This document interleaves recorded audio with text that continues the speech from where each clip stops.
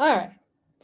So this is Rachel. Hello, everybody. I'm Rachel O'Mara, and a couple things before we get started today. I am recording this for my intents and purposes, so we'll get into how this will all work in a moment, but I wanted to make sure that's good to go, where I'll be sharing a lot of content, at least for the first 30, 40 minutes, and then we'll get into the breakouts and have more there, and then I'll stop the recording. So the recording's more for the content. But yeah, if you're here, welcome. Good to see you, Karen. Hi, Jeanette. Go ahead and just type in where you're coming in from in the chat. It'd be great to know where folks are today in the world. And I'm going to go ahead and get started. So I mentioned I'm Rachel, you know that, and I'll share a little bit more about who I am as well. But today it's all about 3 keys to authentic communication for women. This is the first time I'm offering this class to the public. I've done this class many times in some variation internally, and now I'm putting it out in the world. So I'm very excited about that. So before we jump into who I am in more detail, I had a question for you, and I'm curious, what is your biggest challenge when it comes to communicating authentically? And feel free to add that to the chat, or just type it in. I think authentic, the way I define it, is being true to who you could become. So it's really honoring your own thoughts and your own feelings. And I think right now, with our global pandemic and our social revolution happening, and any other kind of maybe dilemma or conflict or challenge we are all experiencing, it might factor into that. But yeah, I'm curious what you are experiencing. So feel free to just type that into the chat in a moment, and I'll chime in as well.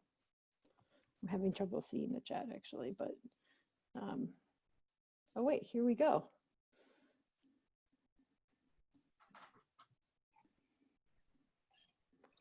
Yeah, so let me just pause this for a second. So yeah, okay, welcome from Thousand Oaks and Santa Clara. Yeah, not speaking up when there's craziness in the world, Karen. I love that. Yeah, thanks. I think that's a good one. I think a lot of times it's like a lot of other responses that I hear are there's conflict, or people feel conflicted about what to share. And that's the challenge. So there's all kinds of stuff that happens for that. And I think the biggest thing comes down to like wondering if it's worth the risk to share, or feeling conflicted about maybe putting other people off. And so I think a lot of that is interesting, because what we can control is what we are ourselves. We can't necessarily control other people's reactions, right? So it depends on what there is, and that's the challenge. But we're going to get into that today. So thanks for sharing. And hi, Alice. Nice that you're here, but I hear you got to drop. No worries. Thanks for making time for yourself. Congrats. And hello, everyone. Yeah, if you guys want to leave your screens on, that's great. I'm all for that. And be good to get to know each other a little bit. I'm going to continue to share here, so bear with me as I do that.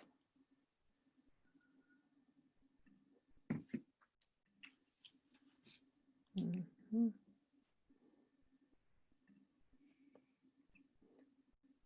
Hang on. Wait, that only just shares a little part of it, huh? Hold on, let me try that again. Sorry. Sharing again. Hi, Alice. Good to see you. Good to see you too. Yeah, awesome. All right. Well,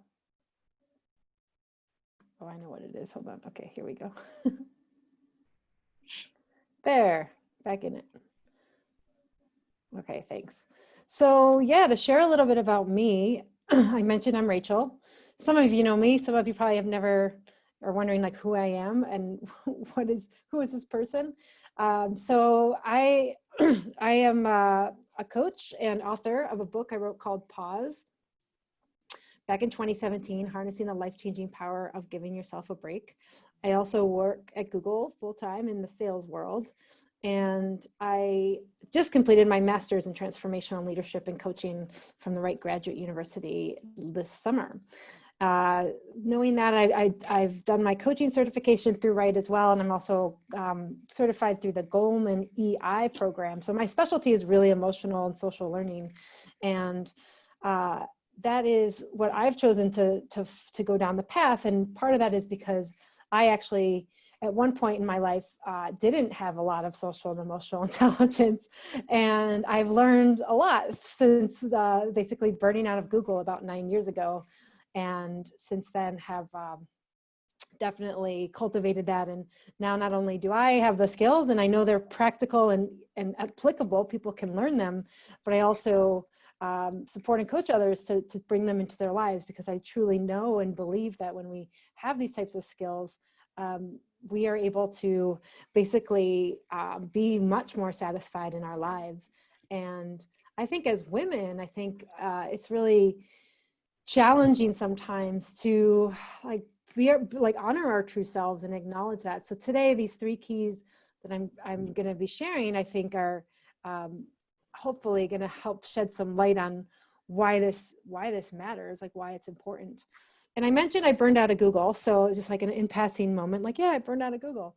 But the idea is that this was actually a big turning point in my life. It completely had a profound effect on me. And what I experienced was essentially, I was getting told I wasn't meeting expectations. And I'd been at Google a couple of years already. I was managing a team, excuse me, in support. And I was getting feedback that I wasn't doing great. I wasn't meeting expectations. And so I kept getting this feedback and I couldn't figure out why. I was trying really hard. I was doing things that I thought were important to the business, but for whatever reason, I wasn't getting where I needed to be with my performance. So I'd go into work every day thinking, like, today is going to be different. I'm going to knock the socks off my manager and do what I need to do and do a great job, and all will be well. And it turns out that as much as I thought that and tried, it just didn't succeed. And so one day my manager finally just sat me down and said, hey, Rachel, I don't think this job is a fit for you. You might want to consider doing something else. And to me, that was my wake-up call, really. And I went home. It was a Friday afternoon. I remember it very well. And I thought, whoa, like, what is this? What can I do differently? Because I'm pretty sure, yeah, it's not for a lack of trying. And just like, if you're relating at all, or like you can understand this, like, let me know, like just type in the chat as we go. Sorry, hold on. I'll mute here. Hold on, I gotta clear my voice. Woo, okay, I'm better. So what I ended up doing was I talked to a couple girlfriends and I thought about maybe taking a leave of absence. And sure enough, I did. And what I realized was, now looking back, it really wasn't present for myself. Like, I wasn't really, meaning I was always in the past, like thinking about my to-do list, or like, what did I do wrong? Or, oh no, like kind of a little imposter syndrome. Like, man, how did I mess this up? Or I was thinking about the future. So I was future tripping, as I like to say, thinking, what do I need to do next? Like, what's on my to-do list? How can I figure XYZ out? And I really just wasn't present. I wasn't aware of like how I was feeling. I wasn't aware of my communication in a way that was responsible, meaning staying out of drama and saying what was so for me, and being curious and open to what could be different. So, so instead, I took that break. I came back. Man, I got this like stuff in my throat. I came back and things were different, because I actually realized I was the common denominator, and pretty much I wasn't aligned with the role. So instead of feeling like in that spin cycle or overwhelmed, I thought, I'm just not aligned with the role. I actually want to align more with my strengths. And so here I am today. I'm still there, but things are really much different. I feel more alive and present, and just more joy overall. I feel more satisfied. And it's actually because I think I've learned the skills over the last 8 years to be in my own shoes, so to speak. And nourish myself as I go. And part of that is communicating what matters to me, or speaking up when I have a big, maybe emotional charge that's going on, or at least processing it and completing the emotion. And so that's a little bit about my background. And long story short, I started hosting speakers at Google in the Talks at Google program. I don't know if anyone here has heard of that or watched any of them. They're on YouTube Talks at Google. And one of them invited me to their weekend training in Chicago.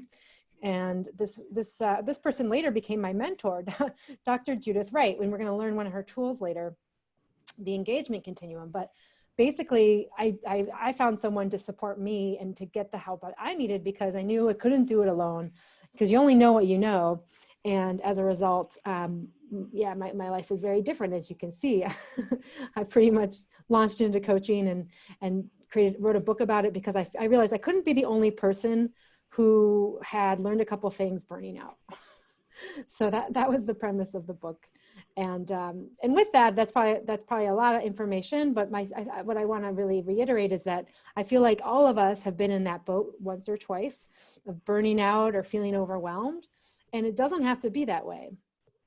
And so we're going to get into that a little bit, but think back to a time when you maybe felt that overwhelm and you want to be in a different place. And my guess is, if you're on this call or listening, that's occurred to you, and there's something that you want to change or have different, and it's all good. I'm here to tell you that if I can do it, you can do it. All right, so that's a little bit about me. There's me as a little girl. My husband Sarab there in the picture. So anyone here of Daniel Goleman? Anyone know him or know his name? Yeah, so Daniel Goleman, he's kind of the person who coined the term emotional intelligence, and about 25 years ago. And he wrote a book called Social Intelligence a couple years later. And this quote is so telling, I think, in terms of our times right now with the pandemic and like social revolution and collection. We are inexorably drawn to brain-to-brain link-ups when we engage with others. And how apparent is it when we're sitting in our own homes and we're like itching to talk to someone or to connect with someone? And it's really because we're neurologically wired for that. I do a lot of work with neuroscience, and it's true that I think when we honor this with our sharing our thoughts and feelings, this is us really tapping into our own chemistry and our own neural mechanisms to ensure that we feel better, that we feel more satisfied. So I think that's like a great way to just kind of set up the tone for today. So I'll share the first key. It's right here. So it's probably not brain magic science here, but acknowledging and honoring your thoughts and feelings about anything, people and relationships, really matters. And the other thing I like to say about this is that no matter how you're feeling, all emotions are good. I'll say that again, because I feel like that's a news flash, and it was to me, but all emotions are good. And if we can even just acknowledge how we're feeling, and it might just be to yourself, like I just feel really, really sad right now. It goes a long way in terms of validating yourself and meeting deeper hungers to feel that connection or to feel seen by even you. And if you ignore those feelings, sometimes doesn't really serve us, because they're not going to go away. They're kind of like chomping at our heels a little bit. Would you agree? Like the sadness dissipates, but it might come back, and it might be even stronger because it's just something we haven't dealt with. And we're all different and wired differently, but sometimes that's just not in our best interest. So to me, self-expression means honoring your true thoughts and feelings. And how do we do this is probably a thing that you're asking, right? Well, it's through self-expression. It's through actually sharing you. And again, authentic communications, how I define authenticity is being true to who you could become. Being true to who you could become. It doesn't mean who you are today, but it means who you could become. Like who could, like, what could you say? What could you be honoring about yourself that you might have not done already, or that you would want to do? And so I'm curious, let's use the chat again. What words come to mind when you think of self-expression? Like 1 to 3 words. Like, what does that mean to you? I'm curious. Anyone want to just type that in? Feel free to shout it out too if you're feeling it. I think that, yeah. So what I'm seeing is actually, sorry, I'm just looking at what I'm seeing is the chat. I'll just take this off. So being there, being honest, yes, being real, those are great. I love those because those are what exactly matter. It's actually exactly what that is. So it means something different to all of us, right? It means something different to all of us. And when we are able to do that, then we can express and we can be validated, like I said. Are you guys seeing my screen? Just give me a thumbs up. I think I shared it again. Yeah, awesome. Self-expression. So a couple things. I know I sent out a bunch of little research tidbits in the email. If you signed up before yesterday, you got that. I mentioned I do a lot of research and studying. A lot of my work has been in the academics of this world. And a couple points I want to take, because I think this isn't really common knowledge, but it's like, I feel like everyone should know this. So when we verbalize how we feel, it makes emotions less intense. It makes new insights more, we can realize new insights, and we can basically change our behavior. So if we're feeling like angst or just frustrated or not feeling like you're communicating clearly, when we actually just name the feeling, it could be to yourself, I'm feeling frustrated, I'm feeling sad, I'm feeling fear. And this is great with kids too. If you've got children, helping them name a feeling is so powerful. And it actually brings our prefrontal cortex online, our thinking brain. So it gets it out of that limbic system, the amygdala hijack, so to speak, and helps us make it less intense. So that's one thing. And then also, when we are able to self-express, we're actually cultivating more of a positive outlook. And why does that matter? Well, when we have more of a positive outlook, we can see the adverse, but we can make the best of any situation, so to speak. So if we have a pivotal moment or a key conversation, when we're curious about it, or when we're able to name what's going on with us, we're more able to understand how the other person might be feeling, and also just be clearer, just be more communicative. Does that make sense? I think so. Yeah. All right. So why does authentic communication matter? So let's talk about this. I think this is kind of like a good like summary of why we're here. So again, when we honor our thoughts and feelings and validate them, we can acknowledge and share more of ourselves. And this is so key. And I think as women, this is a gift. Like, we are wired for feeling. We actually, there's research that shows, like, literally in our skin, we have like thousands more receptors for feeling versus actually the male gender.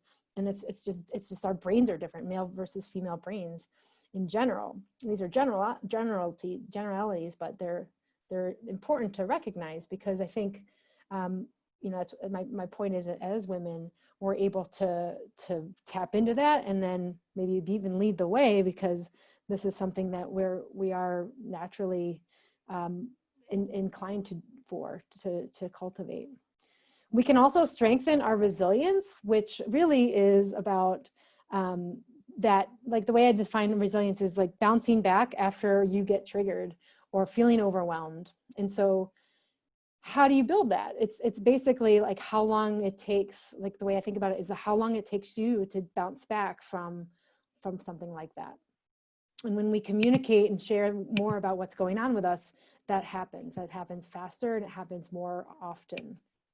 And then we can build and practice leading with empathy. What's empathy? Empathy is the ability to put yourself in someone else's shoes. And I have a little more info on this later on. But as a leader in your life, having that empathy really is key for listening and helping understand others and helping them understand you as you're with them and present. And all of that is really in service to intentionally shifting your behavior. And by the way, that's what I call a pause. So a pause isn't just anything that makes an individual like do something different, but it's an intention. So it can be a mindful sit, but it doesn't have to be at all. It could be a risky conversation. So this would all be in service to really positive benefits, like maybe shifting our mood or our well-being, feeling more more satisfied with our lives, feeling more motivated, and being more productive are all benefits of when we do authentically communicate and honoring our true selves. So we're moving on to the second key. But let me pause there and let me just see if there's any questions. Are there any questions anyone has? If not, we'll keep going. I can't see the chat, so let me know if you have a question. All right, I'll keep going. So this is our first key, as you remember, was to honor your thoughts and feelings. And the second key is to deepen connection using the engagement continuum. And if you recall, I mentioned I was going to be sharing one of the tools from my mentor, and this is it. So welcome to the engagement continuum. I think this is one of the most important tools I've come across in all of my work in emotional and social learning. And I also think it's really practical and such a great aspect of how you can approach any conversation. And the idea here is that we walk through it. So think of it like a horizontal line. You've got the left side and the right side. The left side is transactional, where maybe it's like, what slide is supposed to be up right now? The engagement continuum. Do you see that? You're the only one not seeing that? Is it me? What is everyone else seeing? I can, we're seeing your first slide. Yeah. So, oh shoot. You know what? Well then hold on a second. Give me 1 minute. That was a bummer. I mean, we saw the expression one, but okay, that's so weird. All right, let me just share here. I've only got. Okay. Thanks for telling me. I think that's important to know. All right, take two. Yeah, you want to see this. Okay, so it's really small. Well, there we go. Yeah, so you missed all this, but this is where we were. Yeah, the self-expression one was the last one, so I did not see it. Yeah, okay. And then the second one is the engagement continuum. So you're all cut up here. Thanks for telling me that. All right, so we've got the left and the right side. It's a horizontal line. And the idea is that this is a tool you can come back to in any conversation you have. It can even be a mental line in your head, just a visual of like a horizontal line, and you don't even need all these boxes. It could be the left side transactional, and the right side is more engaging, transformational. And so the idea is that for any conversation you have, any communications you partake in, when we are present and like satisfied, what side of the continuum do you think we would fall on? The left or the right? If you thought the right, then that's correct. The right side is the engaging side. And this is where we feel when we're engaged, we're connected to the other person. And it might not be one-to-one, it could be with a group of people, right? So even right now with me and all of you on the call, I am, I could look at myself and say, am I engaged? Am I being curious about these other folks? Am I sharing more of myself? Am I allowing myself to be seen and heard, which would be what I call yearnings, like my deeper desires that really motivate me? And I might notice and share how I'm feeling. Deep engagement is just more deep on that, where you feel you're actually tapping into deeper feelings and sharing things that might feel vulnerable or just really deeply engaged. And then transformative engagement is when you're actually like the ultimate deeper connection, where not only you and the other person are connecting, but you're actually, whatever you're sharing and talking about and discussing can impact way beyond the two of you. It might be new ideas, implementing thoughts and ideas and actions based on people beyond the scope of the discussion. But like new ideas are like sparking and flying, and things are potentially going to be different as a result of that conversation. And so those are what I would call the transformational side. And then what we have on the left side is probably like more of our everyday conversations. Would you agree? This is where like all you have to really remember about this is like where autopilot is. And when we're just in the motions of doing things because of our routines or what we know the best, we could be we could be zoned out. That's called disengaging. We could be in the logistics of things like, how's the weather today? Oh, you know, smoky or cloudy or sunny or whatever it is. Like they're not necessarily tied to the deeper hungers that we have, but they're more around, you know, the day to day. And there's no good or bad here. This is not about rating your conversations. It's really just an indicator of where you're going in the conversation. And the idea is that when we move to the right, we can be more satisfied and we feel more refreshed and relaxed. We build the resilience, and we have the empathetic listening if we're really engaged. And the idea is that we can go to the right, and you may start out on the left, and that's okay. A lot of conversations start out on the left, and they can stay there. Like I said, there's no right or wrong. However, if you're wondering like, well, how could I get more satisfied in this, then one of the real big aspects is to just stay curious and to be open. And so you might share something that you wouldn't have shared otherwise, or asked a question that just came up as you were curious. Like, I love your blue shirt. It matches your eyes. Great. Like, where did you get that? It might have nothing to do with your agenda. However, you're allowing yourself the permission to say what's true to you. That's the authenticity side. And so this is a great tool, not just for today, but for any conversation that you have to just check in with yourself. And the other thing I want to say about this is a lot of times, like a good thing to think about it, or a thing that people think about is, well, how do I do this if someone's not responsive or they're not engaging with me, right? Because that happens. And the response that I have is, well, what we need to remind ourselves of is that we are only responsible for ourselves. We can't control how someone reacts, or as much as we'd maybe want to. We can't dictate what they'll say or feel or be. Like, that's their job. So what we can do is really just focus on ourselves to share what's so, and to be satisfied and to be on that right side. And if someone is out of it, maybe you actually notice that, and you make what I call a process call and say, hey, I notice you're kind of zoned out right now. Like, what's going on? And it's nothing other than being curious. And that takes courage. That's risky. However, the idea is that that's you going after your satisfaction. And another point I want to make too is that in general, I think a lot of times women think it's selfish to like focus on themselves. Is anyone here in that boat? Like, I know I think like that sometimes.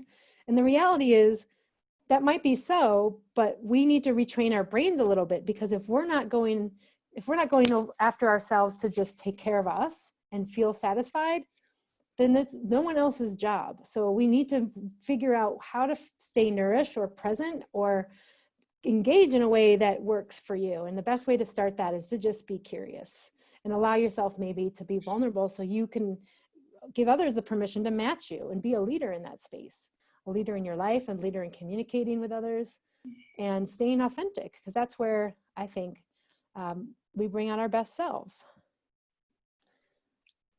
So that's the engagement continuum. It's a great tool. And like I said, at any time you can use this to check in and be like, where would I rate myself right now? And it's not about rating the other people. Remember, the focus is on you. I mean, you could think about it, but you could just say like, am I on the left or the right? Like, wow, I'm really zoned out right now. I'm totally on the left. Like, all right. And like, you know, just catching that and being aware to say, all right, well, what could I do to actually get something out of this to make this worth my while? Because this is my time here. This is my life. I want to take action. And the best thing to do is to just allow yourself to notice, what would you want to know maybe about this person, or engage in a deeper way. And you'll probably, chances are, move to the right. Any questions on the engagement continuum before we move on? Okay.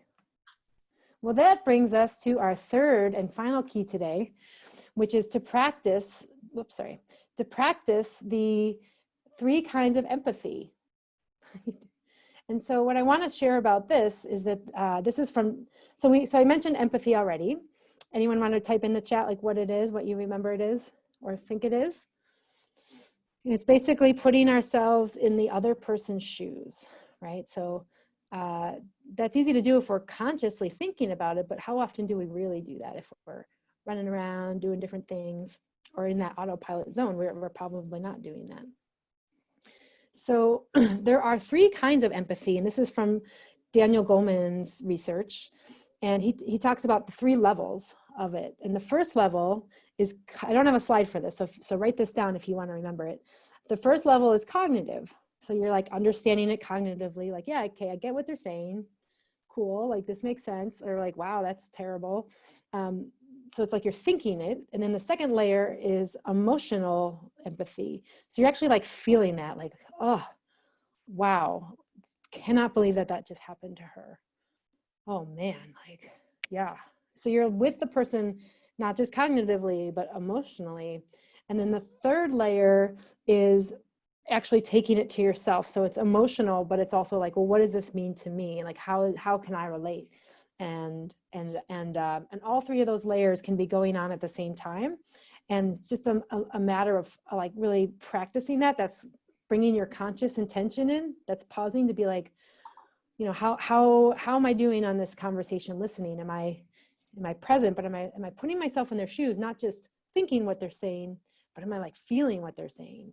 And am I like relating to this? Because I could probably even feel it deeper if that was the case. And so this is really powerful because what is one of the best times to practice empathy? Listening. Yeah. So when we're in listening mode, whether we're listening to a partner or a child or a coworker or the news or anything, we can practice active, what I call intentional listening. And what that means is you're really focused and present on what's happening. So you might have like a million thoughts going on, right? Like, oh man, and you might like be distracted, like that tie is so annoying, or wow, we've been talking for 10 minutes, or like all these thoughts might be pouring through your mind. But the idea with empathy is that happens and you kind of say, okay, like, cool. But your observer mind goes to like, well, what, like, let me put myself in their shoes. And I think, you know, when you're on one-on-one with someone, that's really powerful. But most of us, would you agree? I'm not sure. I know myself is in this boat. I'm in this boat, is that we're not the best listeners, right? Like we're what my coach calls always on listening, meaning I'm always thinking about what I'm going to say next or my response will be. So we're not necessarily with the person or the other person. We're more about listening to our own mind and what we could say as a response. Like, and we all get that way. And again, it's not a good or bad thing. It's really just noticing this so that when we are listening, we are usually a much more effective communicator. So we can be heard and seen more actually as a result of that empathy and creating that connection, that wired brain to brain link up with others where they know that we're with them and that we can create that rapport or the trust that's important for any relationship to continue to grow and to be in better rapport. So I think empathy is really important. And as a leader of your own life, and I define leadership as being the ability to influence, you're going to have a chance to practice empathetic listening today in our breakouts. And I'll go into that in a moment. So any more questions on any of the content or anything like that? Nope. Okay, well, let's keep going. So I want to just review the agreements here because what we're going to do next is have a chance to share. And I just want to remind everyone and help to get us all on the same playing field that everything is confidential here. I'm going to stop the recording when we get into it. So don't worry, nothing will be recorded. And when you share, you can share about your experience, meaning you don't have to share about what other people say or what you might have heard from others. This is about you. Remember, authentic, being true to who you could become. And number 3, if you feel that urge to vent or gripe, that's actually not what I would call responsible communication. That's more about being in the drama of things. And just orient again to how you feel. You could just remember that and then share from your perspective. I think that's a great rule of thumb. And yeah, I mentioned drama. Basically, like if we catch ourselves in blame, shame, or justification, basically that's the drama triangle, and that's a whole nother talk. But we're, we tend to take on those roles. And the idea is, if you find yourself in that or wanting to do that, bring it back to yourself. Just say how this relates to you. And the idea is that this can be about anything. It's about what you feel comfortable sharing.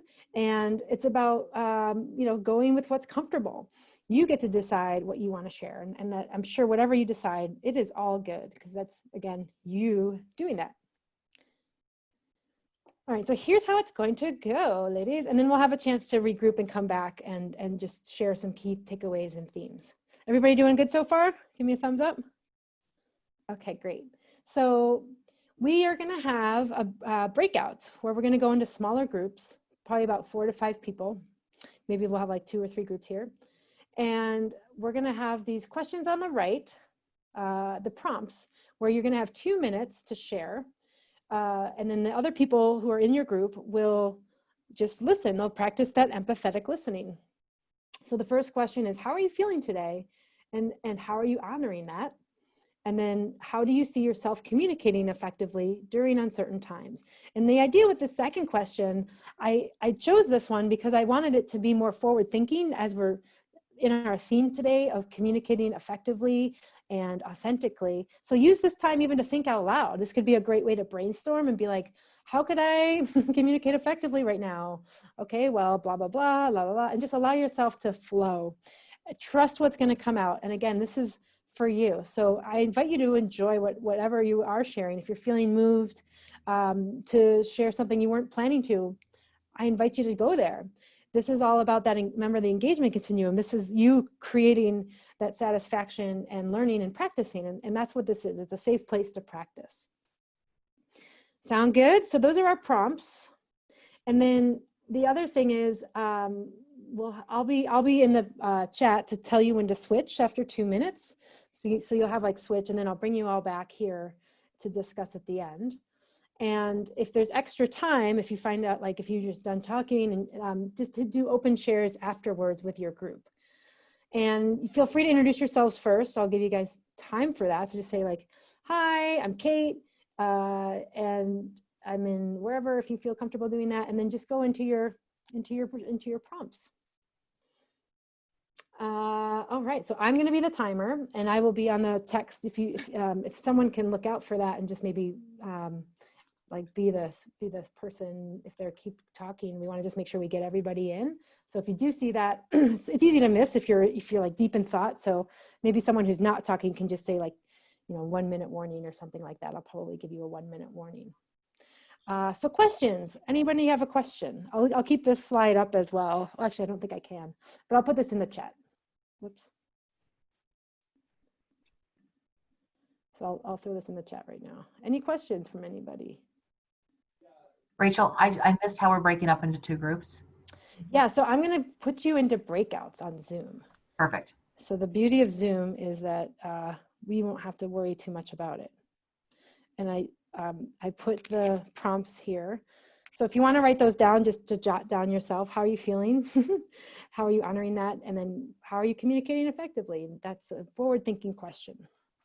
What are you doing? A good tip I'll share, this is like a great emotional intelligence tip, is if you find yourself in story, like if you start saying something you've said before, maybe like even daily or 10 times or something, that is not moving you forward in learning and growing. It's kind of where we get stuck, is in our stories. So if you just catch yourself doing that, it's a great practice to be like, well, there you go again. And then just, orient towards how you feel and just start where you are to talk about maybe how you see yourself now going forward. Okay. All right. So if there's no more questions, the time now is 1:40 Pacific. So we'll come back here at 1:55. And I'll be able to tell you guys again, I'll tell you when to switch. But yeah, I'm going to send you out into breakout rooms, and it'll be 4 people per room. So I think we're good to go. I might call you back. Yeah, it'll probably be around 15 minutes, but I'll tell you when to switch, and knowing that there's 4 in each group, I'll probably give you a couple minutes to get oriented, and then I'll tell you when to begin as well. All right, well, have fun out there, and I'll see you back here in 15 minutes or so. All right.